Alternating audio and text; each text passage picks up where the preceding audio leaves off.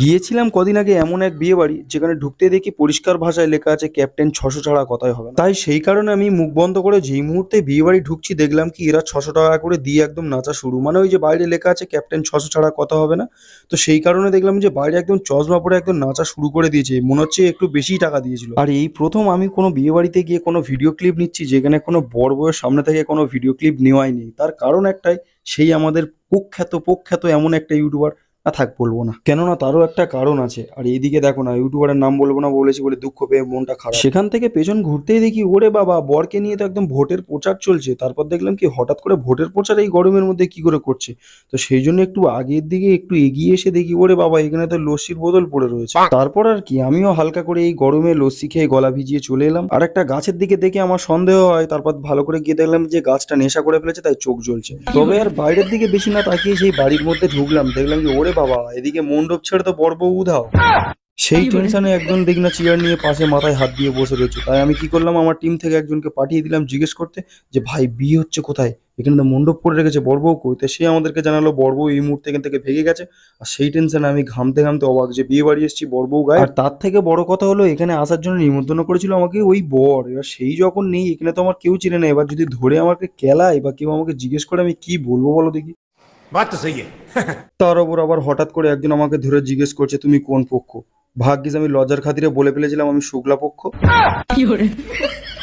আর তারপর অনেকক্ষণ পরে জানতে পারি বিয়েটা গোধূলি লগ্নে কমপ্লিট হয়ে গেছে। আর এখানে রয়েছে আমার যে এই বন্ধুটা, বিয়ের টেনশনে দেখো না একদম কিরম ভাবে তাকিয়ে রয়েছে, মানে ওরটা যে কবে হবে সেটাই মনে মনে ভাবছে। তারপর ওকে একটু সান্ত্বনা দিয়ে বললাম চ আমাদের মাঠে ক্রীড়া অনুষ্ঠান হচ্ছে, তার সান্ত্বনা পুরস্কার বিতরণ হবে, তোকে দেখাই গিয়ে। আর যেই মুহূর্তে আমরা পিছন ঘুরলাম দেখলাম যে একজন হাঁড়ি সান্ত্বনা পুরস্কার পেয়ে কি আনন্দ করছে, সঙ্গে তার পিছনে একজন কড়া খুন্তি গ্লাস থালা এক এক করে নিয়ে এন্ট্রি নিচ্ছে। তা আমি একা কেন পিছনে দাঁড়িয়ে থাকি, আমিও চলে গেলাম তাদের সঙ্গে পিছন পিছন গিয়ে দেখি ওরে বাবা, এরা তো আবার বর বউকে এখানে গিফট দিচ্ছে।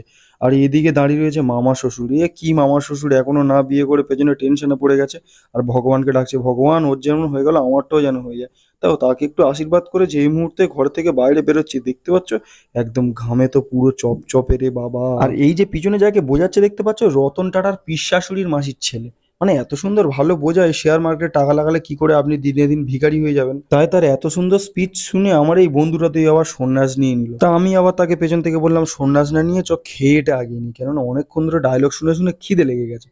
তো সেই জন্য অনেক রাত হয় চলে এলাম খেতে। আর খেতে এসে পড়লাম আর এক ঝামেলায়, কেননা আমার সঙ্গে যে বসেছে রে বাবা, এই যে আমার সামনে, মানে এই যাকে দেখাচ্ছি এ নয়, এই যে আমার সামনে যে এই যে ব্যক্তি সন্ন্যাস নিয়েছে বলছিলাম, এই যে বসেছে, মানে গালে তুলে খাওয়ানোর ব্র্যান্ড অ্যাম্বাসাডার। মানে দুজনকে খাইয়ে এমন মানে পেট ভর্তি করে দিয়েছে, তাদের আর ব্যাচে বসে খেতে হবে না এরকম অবস্থা। মানে সিরিয়াসলি রাত্রিবেলা বাড়ি যাওয়ার সময় স্বীকার করে গেছে তারা যে মার হাতে কবে খেয়েছে, তোমার হাতে খেয়ে মার হাতের খাওয়াটা মনে পড়ে গেল।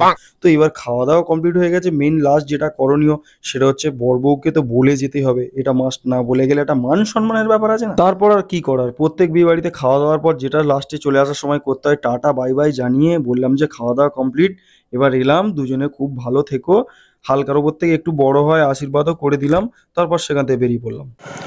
তো গাইজ আজকে ভিডিওটা এখানেই শেষ করছি, জানি না কবে আপলোড দিতে পারবো, কেননা এখানেই আমি ভুল করে বলে ফেলেছিলাম কার বিয়েতে এসেছি। তারপর ভাবলাম যে না না, এটা দেওয়া তো ঠিক হবে না, কেননা সে আমার নিজেই বারণ করেছে, কেননা তার পেজে এখনো ভিডিওটা আপলোড দেয়নি।